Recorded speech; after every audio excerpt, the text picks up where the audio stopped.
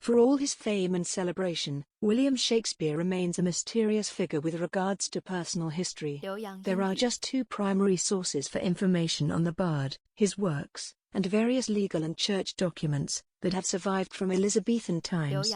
Naturally, there are many gaps in this body of information, which tells us little about Shakespeare the man.